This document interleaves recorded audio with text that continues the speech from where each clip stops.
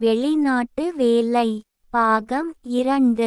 ஒவ்வொரு நாளும் ஒவ்வொரு நிமிடமும் என நினைக்கும் ஒவ்வொரு இரவும் எனக்கு ஏமாற்றமாகவே இருக்கிறது. உரிமையோடு உன் தோளில் சாயும் நாள் எப்போது வரும் என நினைத்து வெறுமையோடு அமைதி கொள்கிறேன். நினைக்காத நாளில்லை, அணைக்காத உன் கைகளை. புத்தம் புதிய புத்தகம் ஒன்றை வங்கி அட்டை பக்கத்தை மட்டும் பார்த்துவிட்டு அவசர அழைப்பு என்று என்னை தனிமையில் விட்டு விட்டு வெளிநாடு என சென்றீர்களே, வந்து அதை புரட்டி பார்ப்பது எப்போது என வழி மீது விழி வைத்து காத்திருக்கும் உனது அன்பு மனைவி. உங்களிடம் அனுமதி கேட்கிறேன் மிகுந்த ஆவலோடு.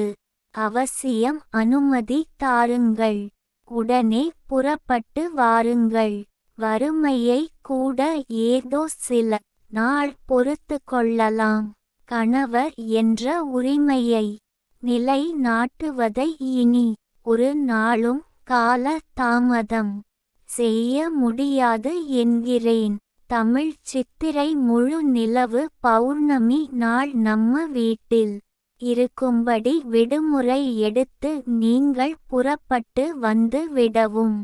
கவிஞர் ந. முருகேசன், ஓசூர். கவிதை பாருங்கள், படியுங்கள். மறக்காமல் லைக், ஷேர், கமெண்ட் மற்றும் சப்ஸ்கிரைப் பண்ணுங்கள்.